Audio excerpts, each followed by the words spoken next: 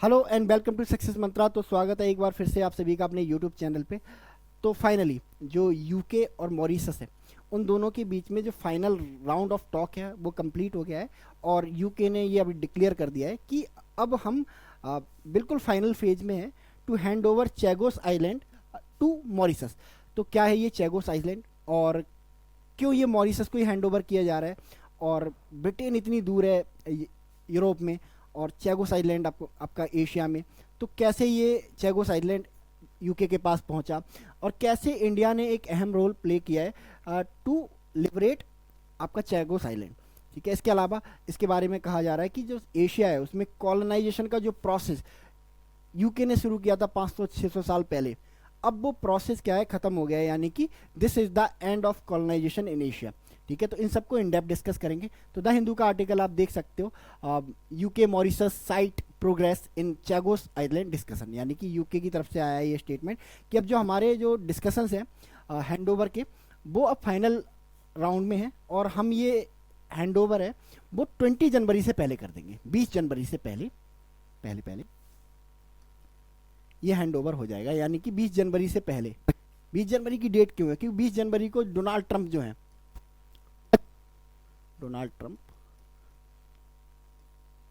Oath ले रहे हैं as a president of United State. तो यूके कोई रिस्क लेना नहीं चाहता है ना, कि जो बाइडन को मनाया उसने कि चलिए चैगोस आइलैंड दे देते हैं, एंड डोनाल्ड ट्रंप जब पावर में आ जाए तो कुछ है ना, कुछ ऐसा क्रिएट ना कर दें, कुछ इशू क्रिएट ना कर दें। दैट इज वाई यूके चाहता है कि ये पीसफुली 20 जनवरी से पहले हो जाए। ठीक है, मॉरिशस है ना, जिसको खुश होना चाहिए कि उसे बहुत दिनों बाद अपनी जो टेरिटरी है वो वापस मिल रही है, वो इतना खुश दिखाई नहीं दे रहा है। बिकॉज एक रीजन है, जब ये डिस्प्यूट का जो रिजोल्यूशन निकला है, ठीक है, मॉरिशस उससे बहुत ज्यादा खुश नहीं है। क्या सॉल्यूशन निकला है इसका? ठीक है, इसके लिए हमें देखना पड़ेगा इसके मैप को। ठीक है, इसके मैप को, ये रहा हमारा चैगोस आइलैंड, इंडियन ओशन में है, यहाँ के हमारा इंडिया आपको देखने को मिलेगा। ये चैगोस आइलैंड है छोटा सा। ठीक है, ये इसका जूम वर्जन है। ठीक है, तो चैगोस आइलैंड में जो है एक छोटा सा बेस है ना, एक छोटा सा आइलैंड है जिसका नाम है डियागो ग्रासिया। तो एग्रीमेंट कुछ इस तरह का हुआ है यूके और मॉरिशस के बीच में कि पूरा का पूरा जो चैगोस आइलैंड है वो किसको हैंड ओवर कर दिया जाएगा? मॉरिशस को हैंड ओवर कर दिया जाएगा। ठीक है, एक्सेप्ट डियागो ग्रासिया, क्योंकि डियागो ग्रासिया पे यूके का कहना है कि हमारा और यूएस का क्या है, मिलिट्री बेस है। यूके यूएस का क्या है, एक मिलिट्री बेस है। तो हम इसको ले रहे हैं 99 ईयर की लीज पे, यानी कि 99 साल के लिए हमें ले दे दो आप। ठीक है, इस पे एग्री कर गया मॉरिशस। बट अब मॉरिशस में जो करंट गवर्नमेंट इलेक्ट हो के आई है, नबीन राम गुलाम नए प्रेसिडेंट बने हैं वहाँ के, तो उन्होंने कहा है कि ठीक है, डियागो ग्रासिया हम देने के लिए तैयार है, उसमें कोई इशू नहीं है। ठीक है, बट 99 ईयर की लीज के बदले जो अमाउंट हमें ऑफर किया जा रहा है, ठीक है, वो सफिशिएंट नहीं है, वो अमाउंट थोड़ा बढ़ना चाहिए। ठीक है, तो हम इस डील को क्या करना चाहते हैं, रीनेगोशिएट करना चाहते हैं। तो ये इशू आ रहा है ना, एंड यूके प्रेशराइज कर रहा है कि आप जल्दी करो। ठीक है, अदरवाइज डोनाल्ड ट्रंप पावर में आ गए और किस मूड के साथ आए हैं।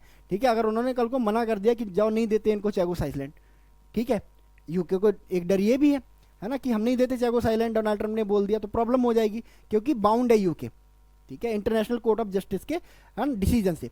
और मान लो अगर डोनाल्ड ट्रंप पावर में आए और उन्होंने ये कह दिया कि डियागो ग्रासिया भी दे दो, क्योंकि यूके है ना is in not in that position कि भाई वो अकेले मैनेज कर सके इस डियागो ग्रासिया को, तो उसे यूएस की जरूरत है एज ए पार्टनर अपने मिलिट्री बेस को मैनेज करने के लिए। तो वो चाहता है कि जल्दी से जल्दी ये जो डील है ना मॉरिशस के और यूके के बीच में 20 जनवरी से पहले हो जाए। ठीक है, तो दैट इज भाई है ना, फोर्स कर रहा है वो यूके को, यूके मॉरिशस को डरा रहा है कि देखो डोनाल्ड ट्रंप पावर में आने वाला है, और अगर वो पावर में आ गया और उसने बोला कि नहीं देते हैं चैगोस आइलैंड, तो फिर आप हमसे मत कहना। ठीक है, तो इस तरह की अभी है ना ये खींचतान दोनों कंट्रीज के बीच में चल रही है।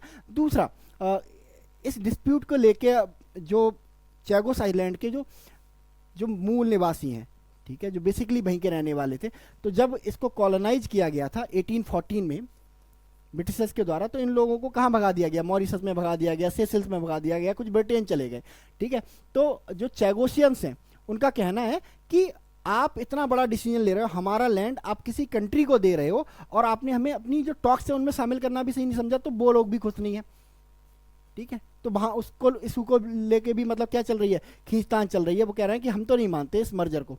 ठीक है, तो आप दोबारा से जो टॉक्स हैं उनको बेगन करो और एक प्रॉपर चैनल बनाओ जिसमें जो चैगोस के जो मूल निवासी हैं ना, जिनको चैगोशियंस बोला जाता है, उनको शामिल किया जाए। तो ये है इस इशू के बारे में, है ना। बट लग रहा है कि जिस तरह के नेगोशिएशंस चल रहे हैं, है ना, तो थोड़ा यूके मान लेगा, थोड़ा मॉरिशस की गवर्नमेंट मान लेगी, और चैगोशियंस जो है ना मूल निवासी हैं वहाँ के, उनको भी है ना मना लिया जाएगा, एंड ये पीसफुली ट्रांसफ़र हो जाएगा मॉरिशस को। ठीक है, अगर बात करें चैगोस आइसलैंड की, ठीक है, तो क्या है, ये एक ग्रुप ऑफ आइसलैंड है। कहाँ पे? सेंट्रल इंडियन ओशन में, बीचों बीच सेंट्रल ओशन में है। ठीक है, कितने किलोमीटर लंबा है ये? ठीक है, लगभग 1600 किलोमीटर यानी कि 1000 माइल्स के एरिया में है। ठीक है, और बिल्कुल सदर्न उसमें है इंडियन सब कॉन्टिनेंट के। ठीक है, इसके अलावा अगर बात करें तो 1965 में, ठीक है, इसको ब्रिटेन ने क्या डिक्लेयर कर दिया? अपनी ओवरसीज टेरिटरी डिक्लेयर कर दिया। And on the other hand क्या करा कि 1968 में मॉरिशस को इंडिपेंडेंट घोषित कर दिया, यानी कि मॉरिशस को इंडिपेंडेंट कर दिया, बट इस टेरिटरी को अपने पास रखा, क्योंकि है ना उसे लीज पे देना था। ब्रिटेन क्या करता था? ब्रिटेन यही करते आया है, तभी तो इतने लंबे समय तक सुपर पावर रहा है। ब्रिटेन ने क्या करा, है ना, यूएसए से कहा आओ पार्टनरशिप कर लो, बट हमें थोड़े पैसे दे दो, है ना, किराए पे जमीन देने जैसा। ठीक है, तो उसी को लेके इस पे है ना बहुत दिनों से क्या चल रहा था, विवाद चल रहा था। बाद में ये लोग कहाँ गए? कोर्ट ऑफ जस्टिस गए, है ना, आपके इंटरनेशनल कोर्ट ऑफ जस्टिस गए 2015 में, 2019 में डिसीजन आता है इंटरनेशनल कोर्ट ऑफ जस्टिस का। ठीक है, इसके अलावा क्या कहता है इंटरनेशनल कोर्ट ऑफ जस्टिस कि अब मतलब कोई राइट ही नहीं बनता यूके का, है ना, टू गवर्न चैकोस आइलैंड। तो हम आदेश देते हैं कि आप इस आइलैंड को जल्दी से जल्दी किसको हैंड ओवर करो? आप मॉरिशस को हैंड ओवर कर दो। ये टेरिटरी किसको बिलोंग करती है? मॉरिशस को बिलोंग करती है। ठीक है, तो ये रहा मेरा इस इशू के बारे में जो ओपिनियन। बाकी आप लोग क्या सोचते हैं इस इशू के बारे में, बता सकते हैं मुझे कमेंट सेक्शन में। मिलते हैं हम लोग नेक्स्ट वीडियो में, तब तक के लिए thank you so much and God bless you all.